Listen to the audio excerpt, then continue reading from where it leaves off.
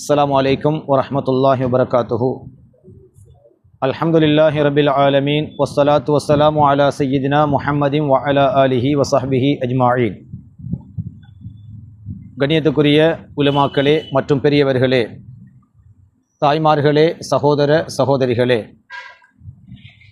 அல்லாஹ்வுக்கு சுப்ஹானஹு வ தஆலாவால் மனித வாழ்க்கையில் முதல் அம்சமாக விசாரணை செய்யப்படுகின்ற அமல் தொழுகை. தொழுகை பற்றித்தான் அமல்களில் முதலாவது விசாரணை அல்லாஹ்வினால் தொடுக்கப்படும். அந்த தொழுகையில் யார் அதை நிறைவேற்ற தவறியவர்களாக இருக்கிறோமோ, அல்லது பொடுபோக்குத்தனமாக இருக்கிறோமோ, அல்லது விட்டு விலகி நடக்கிறோமோ, அவர்களுக்கு வயலென்ற நரக ஓடை இருப்பதாக அல்லாஹ்வுக்கு சுப்ஹானஹு வ தஆலா குர்ஆனிலே எங்களுக்கு சொல்லி காட்டுகிறான். நரகத்தில் பல வகையான நரகம் இருக்கின்றன. அதில் ஒன்று சகர் என்று சொல்லக்கூடிய நரகம். சகர் என்ற நரகத்தை பற்றி அல்லாஹ்வுக்கு சுப்ஹானஹு வ தஆலா குர்ஆனிலே சொல்லுகின்ற பொழுது, நாளை மறுமையில் சில அடியார்கள் சக்கர் என்ற நரகத்திலே இருப்பார்கள். அவர்களை பார்த்து நல்லவர்கள் கேட்பார்கள், ஏன் நீங்கள் சக்கர் என்ற நரகத்துக்கு கொண்டு வரப்பட்டிருக்கிறீர்கள் என்று கேட்பார்கள். அப்படி கேட்கின்ற பொழுது, மா சலகக்கும் பிசக்கர், சக்கர் என்ற நரகத்திலே உங்களை ஏன் எடுத்து வந்து சேர்த்திருக்கிறது என்று கேட்டால், அந்த நரகவாசிகள் சொல்லுவார்கள், நாங்கள் வாழுகின்ற பொழுது தொழுகையை வீணடித்தவர்களாக இருந்தோம், அதனால் சக்கர் என்கின்ற நரகத்துக்கு கொண்டு வரப்பட்டிருக்கிறோம் என்று சொல்லுவார்கள். ஃபவைலுல்லில் முஸல்லீன், தொழுகையாளிகளுக்கு வயலென்ற நரக ஓடை உண்டு. அல்லதீனஹும் அன் ஸலாத்திஹிம் சாஹூன், அவர்கள் தம்முடைய தொழுகையில் மறதி நிலையுடையவர்களாக அல்லது பொடுபோக்குத்தனமானவர்களாக அவர்கள் இருப்பார்கள். அதே நேரத்தில் கது அஃப்லஹல் மூமினூன், மூமீன்கள் ஜெயமடைந்து விட்டார்கள். அல்லதீனஹும் ஃபீ ஸலாத்திஹிம் ஹாஷிஊன், உள்ளச்சப்பாட்டுடன் தொழுதவர்களை தவிர என்று அல்லாஹ் குர்ஆனிலே சொல்லுவான். இன்னொரு இடத்திலே அலா ஸலாத்திஹிம் தாயிமூன், அவர்கள் தம்முடைய தொழுகையில் நிலைத்தவர்களாக இருப்பார்கள் என்று அல்லாஹு தஆலா குர்ஆனிலே சொல்லுகின்றான். தொழுகையுடைய முக்கியத்துவம் இந்த அளவு மிக முக்கியமானது. நீங்கள் சூரத்துல் பக்கராவை எடுத்து பாருங்கள். அதிலே அல்லாஹ்வுக்கு சுப்ஹானஹு வ தஆலா முத்தகீன்களுக்கான பண்புகளில் பிரதானமான 3ஐ முன்னிலைப்படுத்தி பேசுவான். ஒன்று, யுமினூன பில் கைப், தனது புலன்களுக்கு அப்பாற்பட்டவைகளை நம்பக்கூடியவராக அவர் இருப்பார். இரண்டாவது, வயுகீமூன ஸலா, தொழுகையை நிலை நிறுத்துகின்றவராக அவர் இருப்பார். வமிம்மா ரஸக்னாஹும் யுன்ஃபிகூன், மூன்றாவதாக நாம் அளித்த செல்வத்திலிருந்து தான தர்மங்களை வழங்கக்கூடியவராக அவர் இருப்பார். அவர் இந்த 3 முன்னிலை அடையாளங்களும் அவரில் இருக்கும். இதில் ரெண்டாவது விஷயம் என்ன? தொழுகையை நிலைநிறுத்தக்கூடியவராக இருப்பார். தரீக்கா என்பது தொழாமல் இருப்பது அல்ல. தரீக்கா என்பது தொழுகையை உரிய முறையில் அறிந்து சரியாக தொழுவதற்கு பெயர் தரீக்கா. ஒரு சிலர் அந்த அறியாத்தனத்தினால தரீக்கா என்று சொன்னால் திக்ருக்கு முக்கியத்துவத்தை கொடுத்து தொழுகையை அவசியமற்றதாக கருதுவதாக நினைக்கிறார்கள்.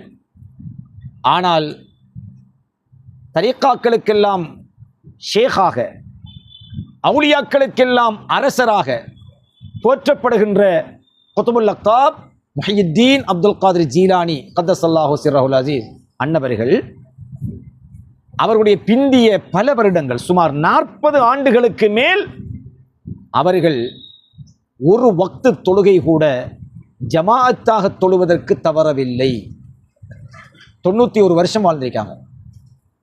குத்துப்நாயம் எத்தனை வருஷம் வாழ்ந்திருக்கிறாங்க? 91 வருஷம்.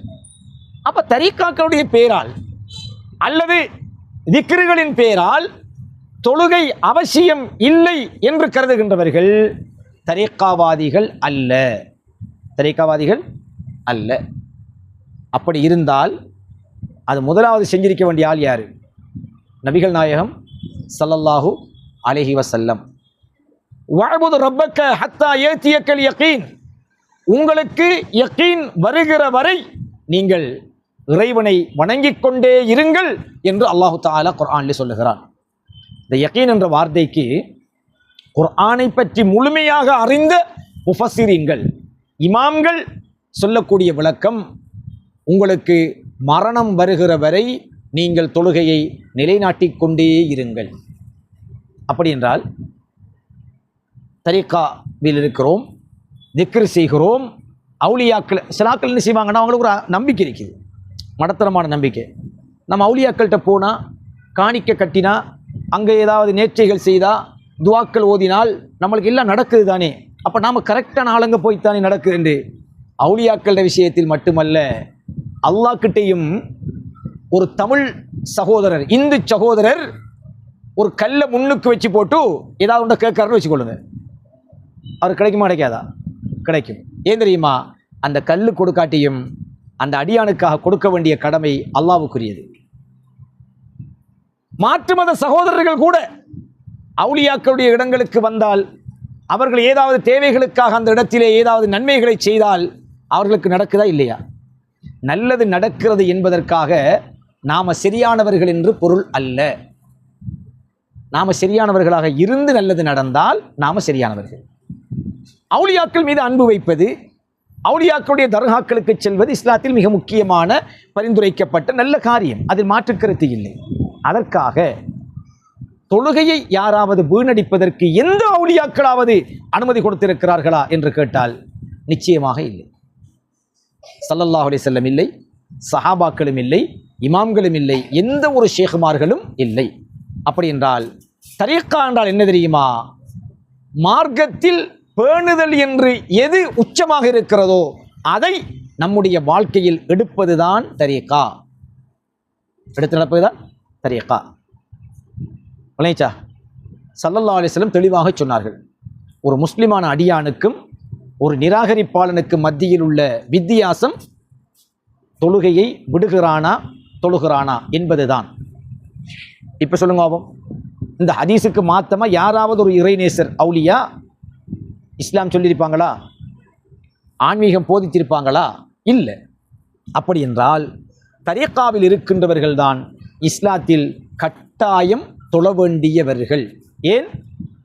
தொழுகையில் சாதாரணமாக மேலோட்டமாக இஸ்லாம் சொல்லக்கூடிய அறிவை விட தரீக்காவில் உள்ள ஷேகுமார்கள், முர்ஷிதுகள், வழிகாட்டிகள் ஆழமான நிறைய விஷயங்களை தொழுகையை சொல்லுவார்கள். தொழுகையில் ஒருவன் உணர்வு எப்படி இருக்க வேண்டும், பார்வை எப்படி இருக்க வேண்டும், உறுப்புகள் எவ்வாறு இருக்க வேண்டும், மனோநிலை எவ்வாறு இருக்க வேண்டும், உடல் கஅபாவை நோக்கினாலும் அவனுடைய உள்ளம் எங்கே நோக்க வேண்டும் என்பதை பற்றியெல்லாம் ஆழமாக சொல்லக்கூடிய வழிமுறை எது? தரீக்கா. அப்ப தொழுகையினுடைய உச்ச பேணுதலாய் தொழ வேண்டிய கடமை உள்ளவர்கள் தரீக்காவில் உள்ளவர்கள். ஏன் தரீக்காவில் உள்ளவர்கள்?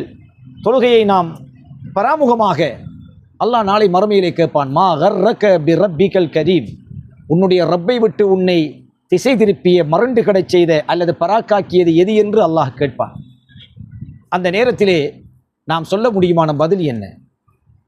அல்லாஹ்க்கு சுப்ஹானஹு வ தஆலா அல்லாஹ் உஸ்ஸலாஹ், தொழுகையை வீணடித்தவர்களை பற்றி குர்ஆனிலே எச்சரிக்கை செய்திருக்கிறான்.